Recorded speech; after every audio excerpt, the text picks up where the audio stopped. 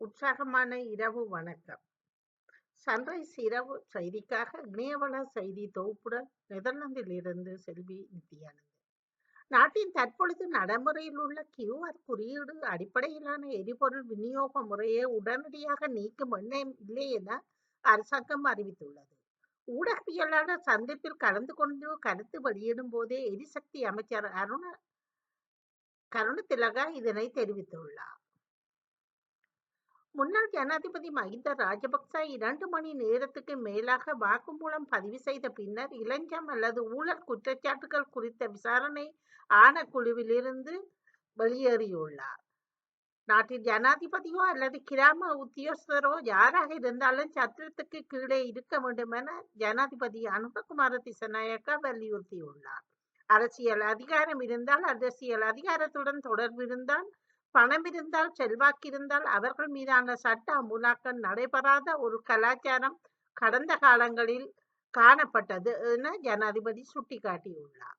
தென்னிலங்கையில் அண்மை காலமாக சட்டவிரோதமாக செயல்படும் பெருமளவு வெளிநாட்டவர்கள் கைது செய்யப்பட்டு வருகின்றனர். அதற்கமைய காலி மாவட்டத்தில் உள்ள பல்வேறு இடங்களில் 198 வெளிநாட்டவர்கள் கைது செய்யப்பட்டுள்ளனர். தாய்லாந்தில் இருந்து போதைப் பொருட்களை நாட்டுக்குள் கொண்டு வந்த சம்பவம் தொடர்பில் கைது செய்யப்பட்ட 23 பிக்குகளுக்கும் விளக்கமறியல் நீடிக்கப்பட்டுள்ளது. இதன் அடிப்படையில் எதிர்வரும் 26ஆம் தேதி வரை மீண்டும் விளக்கமறியலில் வைக்க உத்தரவிடப்பட்டுள்ளது. ராஜஸ்தானின் நீட் தேர்வு வினாத்தாள் நீக்காததால் நாடு முழுவதும் கடந்த 3ஆம் தேதி நடத்தப்பட்ட நீட் தேர்வு இரத்தாகியுள்ளதாக கண்டித்த முன்னாள் முதல்வர் ஸ்டாலின், +2 மதிப்பெண்கள் அடிப்படையில் மருத்துவ சேர்க்கையை நடத்த வழிவகை செய்ய வேண்டும் என முதல்வர் விஜய்க்கு கோரிக்கை விடுத்துள்ளார். முன்னாள் அதிமுக அமைச்சர் சி.வி. சண்முகம் செய்தியாளர்களிடம் பேசும்போது எடப்பாடி பழனிசாமி மீது மிக கடுமையான குற்றச்சாட்டை முன்வைத்துள்ளார். எடப்பாடி பழனிசாமி திமுகவின் ஆதரவை பெற்று முதலமைச்சராக முயற்சி செய்ததாக குறிப்பிட்டுள்ளார். இத்தகைய முடிவை எடுக்க வேண்டாம் என்று அதிமுக குழுவினர் அனைவரும் தடுத்த போதும் எடப்பாடி பழனிசாமி ஏற்கவில்லை என பகிரங்கமாக குற்றம் சாட்டியுள்ளார்.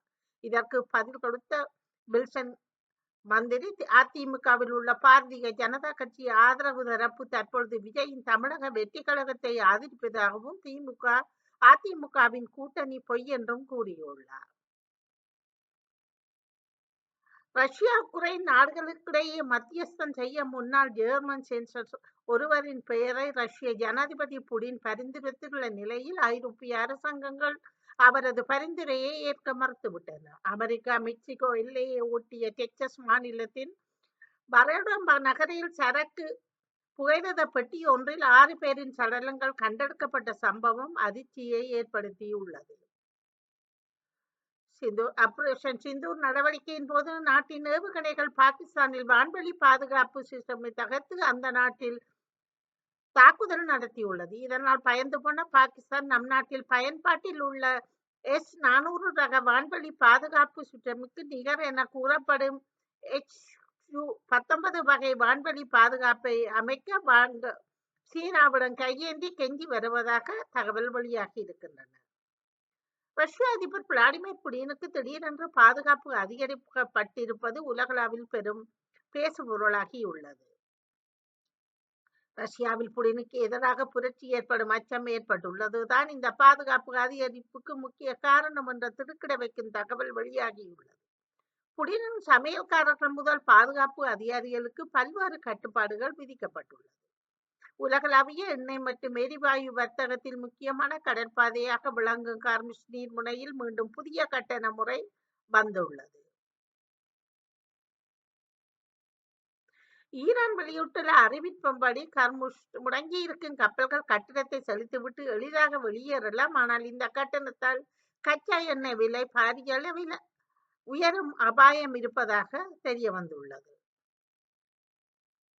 தொடர்வதை விளையாட்டு செய்திகள். PS 2026 சீசனில் பஞ்சாப் கிங்ஸ் அணி தலைவர் ஸ்ரேயாஸ் ஐயர், டெல்லி கேபிட்டல்ஸ் அணியின் வேகப்பந்து வீச்சாளர் லுங்கி என்கிடி பந்து வீச்சில் ஒரு கையில் சிக்ஸர் அடித்து அனைவரையும் வியப்பில் ஆழ்த்தியுள்ளார்.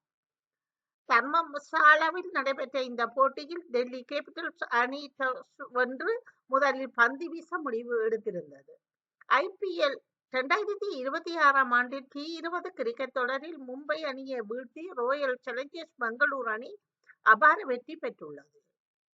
இந்திய பங்குச்சந்தை தொடர்ந்து 4வது நாளாக வீழ்ச்சியை சந்தித்திருக்கின்றது. உலகளாவிய சந்தை நிலவரங்கள் சரிந்த நிலையில் சென்செக்ஸ் மற்றும் நிப்டி 50 ஆகிய 2 முக்கிய குறியீடுகளும் சரிவை பதிவு செய்திருக்கின்றன என்பது குறிப்பிடத்தக்கது. இத்துடன் செய்திகள் நிறைவடைகின்றன. நன்றி, வணக்கம்.